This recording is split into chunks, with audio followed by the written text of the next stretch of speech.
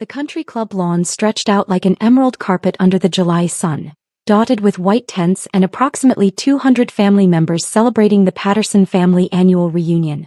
My brother Derek stood at the center of the largest tent, holding court like he always did, his Rolex catching the light every time he gestured with his champagne glass. I arrived in my 10-year-old Subaru Outback, parking it between Derek's Mercedes-AMG and my cousin Victoria's Range Rover. The valet gave my car a puzzled look before taking the keys. "Sophie," my Aunt Linda called out, waving me over with perfectly manicured nails. "Darling, you made it. We were worried you'd have to work." "School's out for summer," I said, accepting her air kisses that didn't quite reach my cheeks. "Still teaching then," she said, her smile tight. "Well, someone has to educate the masses." I'd been teaching high school English for 7 years.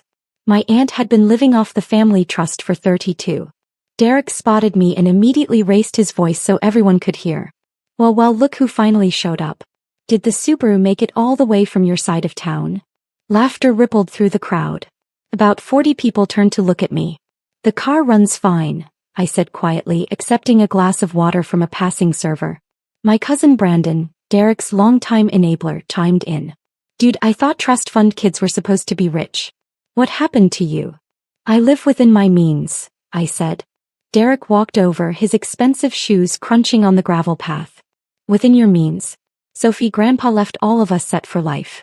The trust fund is supposed to make life easy. Instead, you're out here working like a regular person." "Teaching is rewarding work," I said. "It's also poor people work," Victoria added, examining her fresh manicure.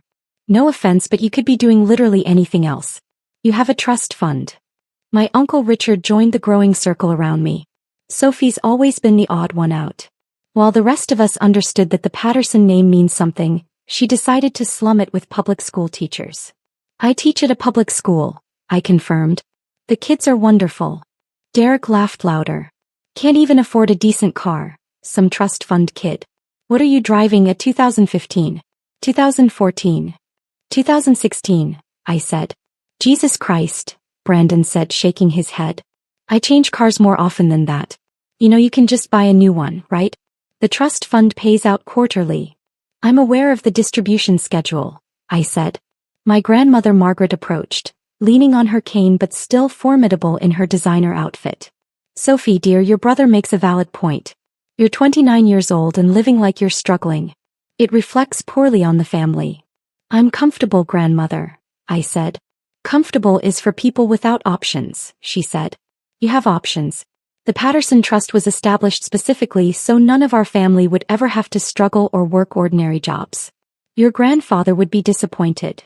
I took a sip of water and said nothing. Derek's wife Cassandra, dripping in jewelry that could fund a small school district, added her thoughts. "I think it's actually kind of sad. Like, Sophie clearly doesn't understand how to access her money properly. Maybe she needs a financial advisor." "I have financial advisors," I said quietly. "Well, they're doing a terrible job," Victoria laughed. "Look at you. Off-the-rack dress, drugstore sunglasses, and that tragic car. No offense, but you look like you work retail, not like a Patterson heir." The circle around me had grown to about 60 people now, all listening to my family dissect my life choices. I recognized the pattern. This happened every year at the reunion. I was the family curiosity, the trust fund failure, the cautionary tale parents told their children about squandering opportunities. Derek pulled out his phone to show the crowd something. "Check this out. This is my new yacht. 42-footer, custom interior, cost about $800,000. Got it approved through the Trust's luxury asset program." People cooed and congratulated him. "And this," he continued, swiping to another photo, "is the villa I'm building in Tuscany. 3 million, all trust funded. Should be done by next summer." Brandon high-fived him. "Living the dream, man." Derek turned to me. "See, Sophie? This is what you're supposed to do with a trust fund. Enjoy life. Build wealth. Make the Patterson name mean something." The Patterson name meant something to Grandpa because he built a business and employed thousands of people, I said. "Not because he bought yachts." Uncle Richard scoffed. "That's exactly the kind of naive thinking that's kept you poor, Sophie. Grandpa built the business so we wouldn't have to. He wanted us to enjoy the fruits of his labor." "He told me he wanted the family to be productive and purposeful," I said. "When did he tell you that?" Grandmother Margaret asked sharply. We had many conversations before he died, I said. Derek laughed. Right, sure. You were his favorite. That's why you're driving a Subaru and teaching kids who'll never amount to anything. My students are wonderful people with bright futures, I said calmly. Cassandra stage whispered to Victoria. She's so defensive. It's kind of sad. The lunch bell rang and people began moving toward the main tent where catered food waited on tables that cost more than most families spent on groceries in a year. I stayed back, letting the crowd flow past me. Derek grabbed my arm as he passed. Hey, no hard feelings about the roasting, okay? It's just family fun. We just worry about you living like you're broke when you're not. I know, I said. Do you though? He said, suddenly serious. Because from where I'm standing, you're wasting your life. You're 29, Sophie. Prime of your life. You should be traveling, buying property, building something. Instead, you're grading papers for $47,000 a year. 52,000, I corrected. Oh wow, 52. My bad. That changes everything, he said sarcastically. Sophie, I spend more than that on car maintenance. Wake up. Use your resources. He walked away before I could respond. I sat through lunch at the family table, positioned between distant cousins who talked around me about their recent purchases, their upcoming trips, their investment properties. The Patterson Family Trust supported approximately 47 beneficiaries, ranging from Grandmother Margaret down to my second cousins who were still in college. Everyone at this reunion lived well. Some lived extraordinarily well, and they all thought I was the failure. After lunch, during the family business portion of the reunion, Uncle Richard took the stage in the main tent. As the eldest of Grandpa's children, he'd assumed a leadership role in family matters. Welcome everyone to the 47th Annual Patterson Family Reunion, he began. We gather today to celebrate the legacy of Jonathan Patterson, who built Patterson Industries from nothing and established the trust that continues to support us all. Applause filled the tent. This year, I'm pleased to announce that the trust has grown to approximately $250 million in total assets, thanks to excellent management and strong market performance. More applause. I clapped politely. Our quarterly distributions continue as scheduled. Individual beneficiaries received anywhere from $50,000 to $250,000 last quarter, depending on their tier in the distribution schedule. Derek leaned over to Brandon. I got 180. Moving up in the world. The trust board wants to remind everyone that annual spending reviews are coming up, Uncle Richard continued. We'll be evaluating how beneficiaries are using their distributions to ensure alignment with Jonathan Patterson's vision of family prosperity and growth. Victoria whispered to Cassandra. Translation, they're checking if anyone's doing drugs or gambling it away. We're also pleased to announce several new trust-funded initiatives, Uncle Richard said. Derek Patterson has proposed a family investment fund where beneficiaries can pool resources for commercial real estate ventures. Brandon Patterson is launching a luxury lifestyle consulting business with trust backing. And Victoria Patterson's fashion line received approval for $2 million in startup funding. The crowd applauded each announcement. These were the family success stories, the ones who used the trust correctly. Now, Uncle Richard said, his tone shifting slightly, we want to address something the trust board has been discussing. We have one beneficiary who has consistently declined to utilize their full distribution allocation, who lives well below the standard expected of a Patterson heir, and whose lifestyle choices raise questions about their understanding of the trust's purpose. My stomach tightened. I knew where this was going. Sophie Patterson, Uncle Richard said, looking directly at me, receives the same Tier 2 distribution as several other beneficiaries, approximately $120,000 per quarter. Yet she lives in a rental apartment, drives a vehicle that's nearly a decade old, and works a job that pays less than half her quarterly distribution. Every eye in the tent turned to me. The trust board is concerned, he continued, that Sophie may not fully understand how to properly utilize her resources. We've discussed whether additional financial counseling might be beneficial, or whether her distribution tier should be reassessed if she's unable to make proper use of it. Grandmother Margaret nodded approvingly from her seat at the head table. Derek raised his hand. If I can add something, I've tried talking to Sophie about this. We all have. She seems almost opposed to living well, like she's proving some kind of point by pretending to be poor. I'm not pretending anything, I said quietly. Then what are you doing with nearly $500,000 a year? Uncle Richard asked. Because it's certainly not visible in your lifestyle. My finances are private, I said. Not when they involve the family trust, Grandmother Margaret said sharply. The trust board has a responsibility to ensure funds are used appropriately. If you're hoarding money or making poor decisions, that affects the entire family. Brandon stood up. Maybe she's just bad with money? Like, doesn't understand investing or something. I understand investing, I said. Then prove it, Victoria challenged. Show us what you're doing with your distributions.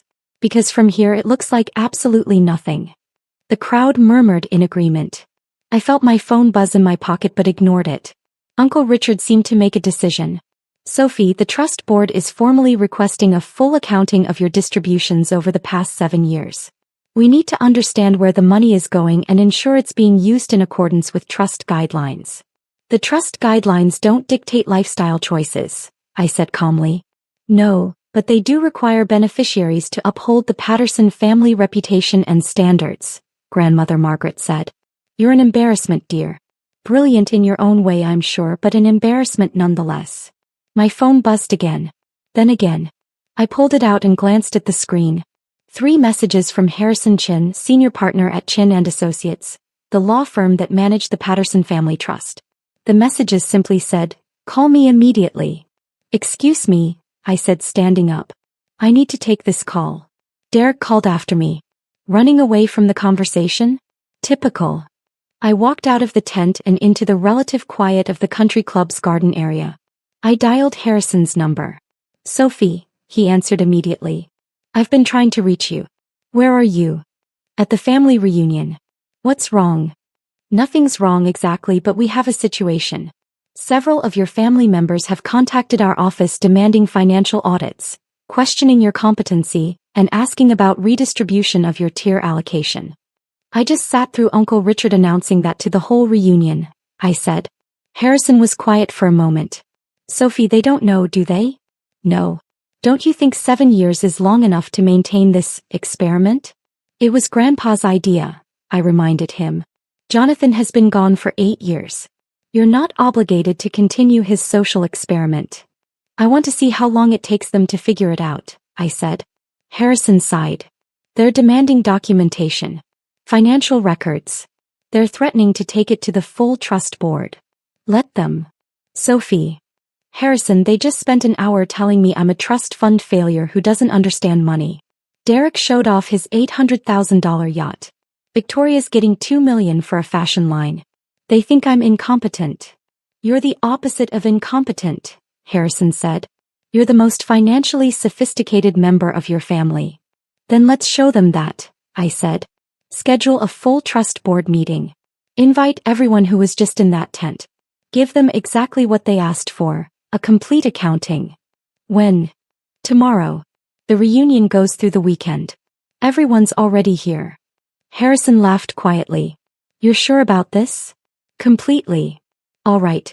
I'll send out the meeting notice within the hour. Sophie, your grandfather would be very entertained by this." "That's what I'm counting on." I hung up and walked back toward the tent. The family business session had broken up and people were mingling on the lawn. Derek spotted me and walked over with Brandon and Cassandra. "Everything okay?" Derek asked with false concern. "You looked stressed on that call." "Just coordinating some scheduling," I said. "Scheduling for what?" "Your lesson plans." Brandon laughed. "A trust board meeting, actually." Derek's smile faltered slightly. "Why would you need to coordinate a trust board meeting?" "Uncle Richard asked for a full accounting of my finances," I said. "So I've arranged for one. Tomorrow morning, 10 a.m. in the club's conference center. Harrison Chin will be presenting a comprehensive review." Cassandra looked nervous. "That seems fast." "I don't have anything to hide," I said simply. Word spread quickly. By dinner, the entire reunion knew that tomorrow's trust board meeting would focus on the Sophie situation. People looked at me with a mixture of pity and curiosity, like I was about to be exposed for some financial scandal. Grandmother Margaret cornered me at the dessert table. "Sophie, if you've been mismanaging your distributions, it's better to admit it now. The family can help you. We can arrange counseling, oversight, a financial guardian if necessary." "That won't be necessary," I said. Pride goes before a fall, dear. If you've made mistakes, own them. I will, I said. Tomorrow. That evening, I returned to my hotel room, a modest booking at a Holiday Inn rather than staying at the five-star resort where most of the family lodged. I ordered room service, something I rarely did, and reviewed the documents Harrison had sent over. My phone rang around 9 p.m. It was Derek. Sophie, listen, he said, his voice gentler than usual. I know we've given you a hard time, but I don't actually want to see you humiliated tomorrow.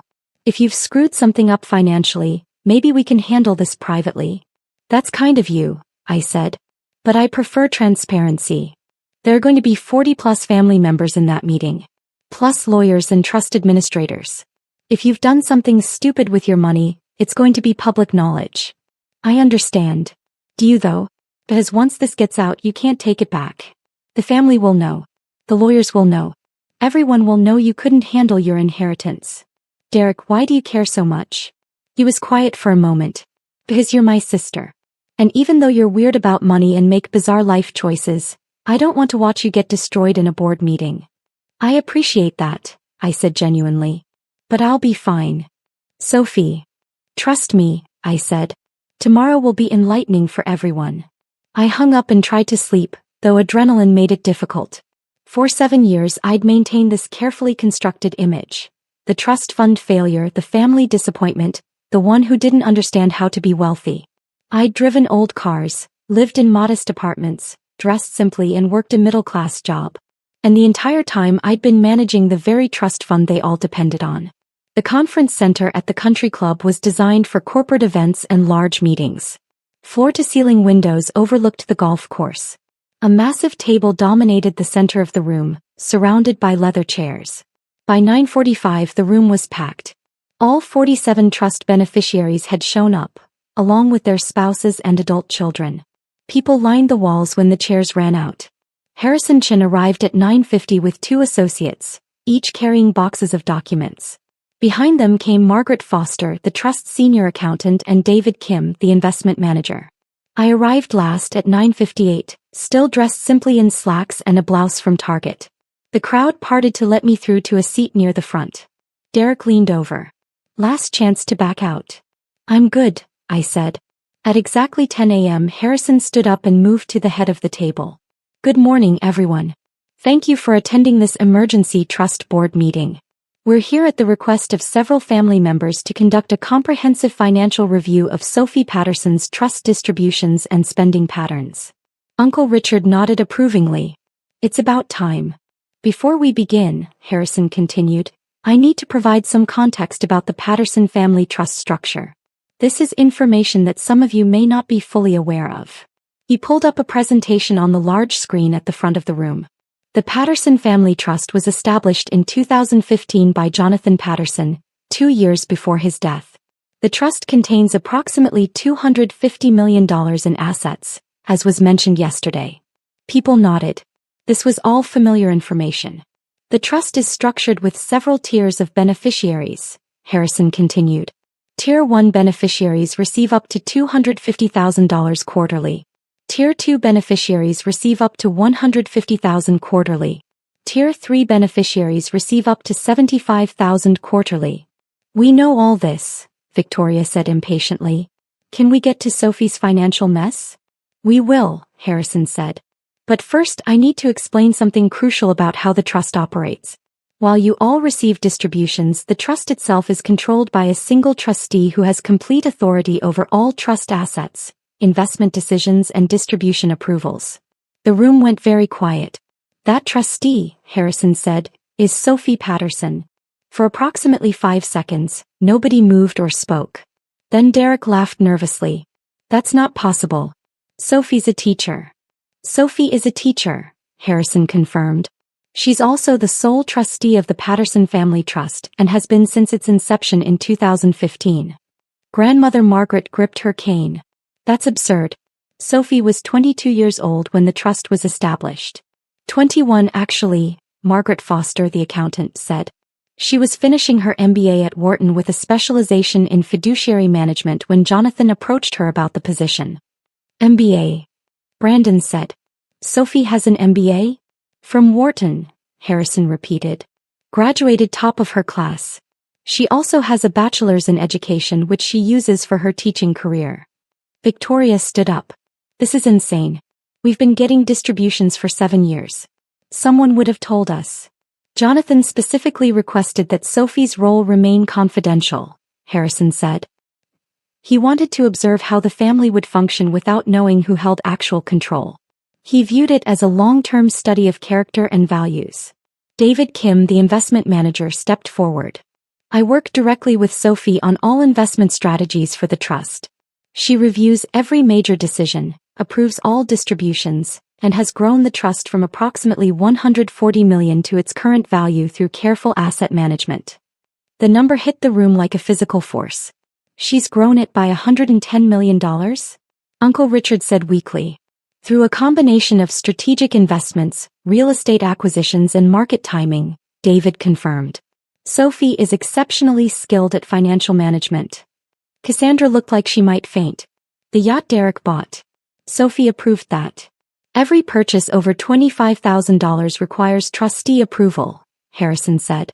Sophie has approved hundreds of such requests over the past 7 years. Derek turned to me, his face pale. You've been signing off on everything? I met his eyes. Everything. The villa in Tuscany? Approved it in March. Victoria's fashion line funding? Approved it last month. Brandon stood up abruptly. You've been letting us mock you while you controlled all our money? I don't control your money, I said calmly. I control the trust that provides your distributions. There's a difference. Grandmother Margaret's voice shook. Jonathan did this deliberately. He wanted us to, what? To humiliate ourselves. He wanted to see how you treat someone you thought had no power, I said. How you treat family when you believed you had all the advantages. Harrison pulled up another slide. Let's review the specific distributions over the past 7 years. Derek Patterson has received approximately $4.9 million in total distributions, plus approval for the yacht purchase and villa construction. Derek sank into his chair.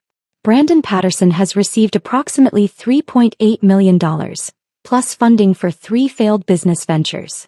Brandon put his head in his hands. Victoria Patterson has received approximately $4.2 million, plus the recent fashion line funding. Victoria's face was red. Harrison went through each beneficiary systematically. Uncle Richard had received over $6 million. Cassandra's jewelry collection was worth approximately $900,000, all trust-funded. The family's collective spending over 7 years totaled approximately $89 million. And what has Sophie received? Grandmother Margaret asked quietly. Margaret Foster pulled up a different spreadsheet. Sophie's distributions tell an interesting story. She's received her full Tier 2 allocation every quarter, approximately $120,000. However, she's never spent more than $15,000 per quarter on personal expenses. What happened to the rest? Uncle Richard asked. She's been reinvesting it, David Kim said. Sophie has built a separate investment portfolio, managed independently from the family trust, that's currently worth approximately $7.3 million. The room erupted in shocked murmurs. Additionally, Margaret Foster continued, Sophie has donated approximately $2.1 million to educational charities, scholarship funds, and her school district over the past 7 years. She's also established a private foundation that provides grants to public school teachers pursuing advanced degrees. Derek's voice was barely a whisper. You've been donating millions while we called you a failure? I've been using my distributions the way Grandpa hoped someone would, I said. Productively. Purposefully. Not just for personal luxury. Harrison advanced to the next slide. Which brings us to the purpose of today's meeting. Several family members have expressed concern about Sophie's competency and requested a financial review. Sophie has agreed to this review, but she's also requested we conduct a comprehensive evaluation of all beneficiary spending patterns. Uncle Richard's eyes widened. What? As trustee, Sophie has the authority to modify distributions based on beneficiary behavior, financial responsibility, and alignment with trust values, Harrison explained. She's never exercised this authority before. Today she's choosing to. I stood up and the room fell silent. Grandpa left me in charge because he knew I understood something the rest of you forgot, I said. Money isn't the goal, It's a tool. He built Patterson Industries by working 80-hour weeks and never forgetting where he came from. He created this trust to take care of family, yes, but also to see if any of us would remember his values. Sophie, grandmother Margaret started. Yesterday, Derek called me a trust fund failure in front of 200 people. He spent nearly $5 million in 7 years and has no assets to show for it except a depreciating yacht and a villa that's over budget. Brandon has burned through $3.8 million on businesses that don't exist anymore. Victoria just received $2 million for a fashion line she hasn't even designed yet. I pulled out my own document. I'm implementing new distribution guidelines effective immediately. Tier 1 beneficiaries will have their quarterly distributions reduced by 40%. Tier 2 beneficiaries will be reduced by 30%. These reductions will remain in effect for a minimum of 2 years. You can't do this, Uncle Richard said desperately. Actually, as trustee, I can do exactly this, Harrison confirmed. It's within Sophie's explicit authority. The saved funds, I continued, will be redirected to the Patterson Family Education Initiative, which will provide college scholarships for low-income students. Additionally, I'm implementing a new approval threshold.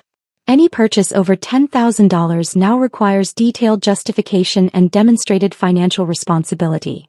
Cassandra was crying. You're punishing us for not knowing you were in charge? I'm adjusting distributions to reflect Grandpa's actual values instead of enabling unchecked spending, I said. Derek, your quarterly distribution drops from $180,000 to $108,000. You'll need to scale back your lifestyle accordingly. That's still more than most people make in a year, Brandon said quietly. Exactly, I said. It's more than generous. It just requires you to make actual choices instead of buying whatever you want whenever you want it. Victoria stood up angrily. This is revenge. You're taking revenge because we made fun of your car. If this were revenge, I'd cut you off entirely, I said. This is accountability. Something Grandpa valued highly. David Kim added, it's worth noting that even with the reduced distributions, the trust will continue to grow. Sophie's management has been exceptional. You're all still wealthy. You're just not as wealthy as you were yesterday. Grandmother Margaret looked older, suddenly smaller. Did Jonathan hate us? No, I said softly. He loved you. That's why he created the trust. But he was disappointed in how easily the family forgot his values once money became easy. You let us humiliate you for 7 years, Derek said. You could have told us at any time. I could have, I agreed. But would you have learned anything? Would you have examined your priorities or your behavior? Or would you have just treated me differently because you knew I had power? The room was silent. Grandpa gave me a gift, I said. He let me see who my family really was when they thought they could treat me however they wanted without consequences. I've spent 7 years watching you all reveal your characters.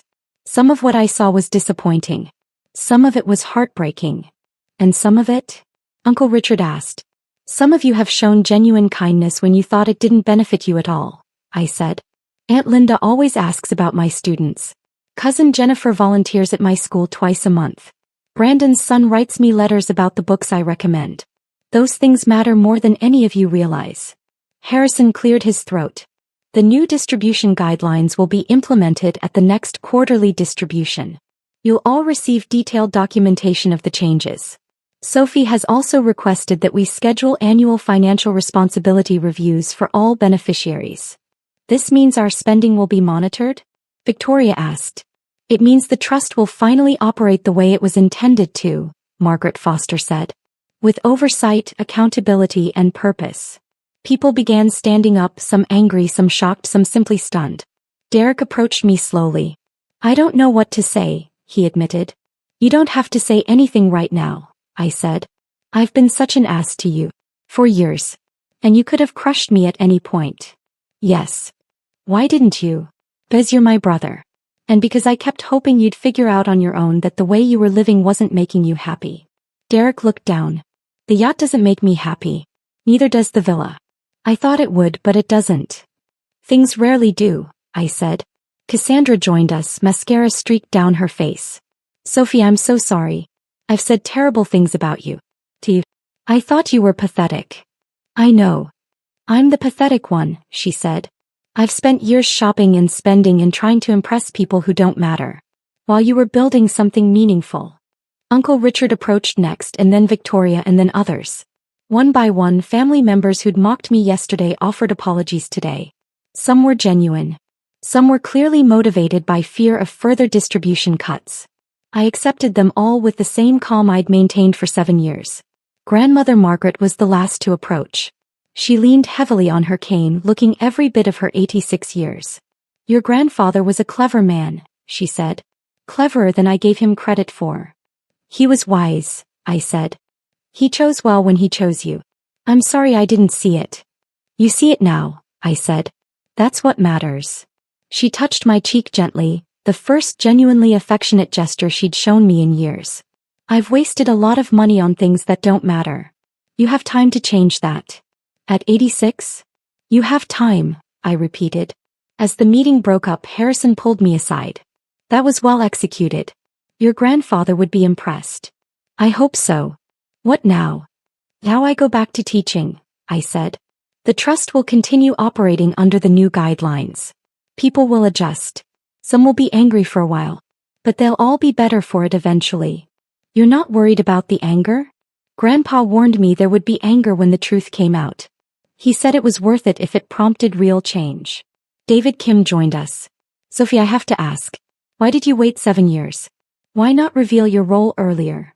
"Because Grandpa's letter to me said to wait until they demanded a financial review. He predicted they'd eventually question my competence, and he wanted that moment to be the reveal. He thought the irony would be instructive." Harrison laughed. "Jonathan Patterson, teaching lessons from beyond the grave." "He was good at that," I said. I left the conference center and walked out to the parking lot where my Subaru Outback waited between luxury cars that cost 10 times as much. Several family members watched me go, their expressions a mixture of confusion, respect, and lingering shock. My phone buzzed with a text from Derek. "Can we have coffee sometime? Like actual coffee where I listen instead of talk." I replied, "I'd like that." Another text from Brandon. "I'm sorry. Really genuinely sorry. Can I volunteer at your school? I need to do something useful." "Call me next week," I typed back. "We always need volunteers." Victoria sent, "I'm canceling the fashion line funding. It was a vanity project. Can we redirect that money to your education initiative?" "That would be wonderful," I responded. The messages continued as I drove away from the country club, back toward my modest apartment and my ordinary life that was, I'd discovered, far more satisfying than any yacht or villa could ever be. That evening I sat on my balcony with a glass of wine and Grandpa's letter, which I'd kept in a safety deposit box for 7 years. I'd read it hundreds of times, but tonight I read it again. "Dear Sophie," it began, "if you're reading this, you've either revealed your role as trustee or you're contemplating doing so. Either way, you've likely witnessed what I feared. A family that forgot where it came from. I'm giving you an enormous responsibility and an unusual burden. Managing the trust is one thing. Watching your family treat you poorly because they don't know you hold the power, that's something else entirely. But I need you to see what they become when they think money comes easily and without accountability. The trust isn't really about money, Sophie. It never was. It's about character, about values, about remembering that wealth is a responsibility, not just a privilege. I'm trusting you to teach that lesson when the time is right. You'll know when the time comes. They'll question your competence, your worth, your understanding of money. And in that moment when they're most confident in their superiority, show them the truth. Some will be angry. Let them. Anger passes. Humility and wisdom, if they take root, last forever. I chose you because you're the only one who never wanted the money for its own sake.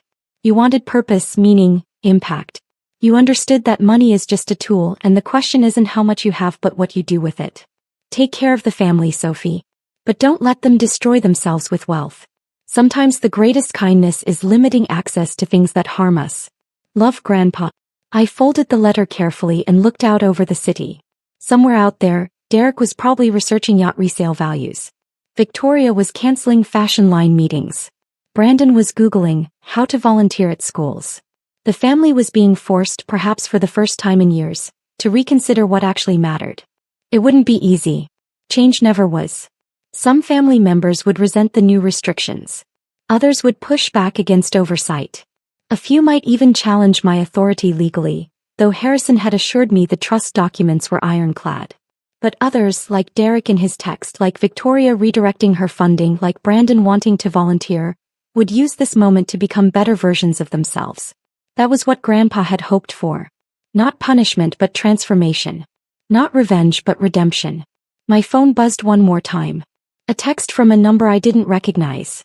Miss Patterson, this is Brad, Derek's son. My dad told me what happened today. I just wanted to say thank you for what you're doing with the education initiative. I've been wasting time and money on stupid stuff. I'd like to do better. Can I help with the scholarship program? I smiled and typed back, absolutely. Let's talk next week about what that could look like. 3 generations of Pattersons, I thought. Grandpa had built the wealth. My generation had nearly wasted it. But maybe the next generation would understand what it was actually for.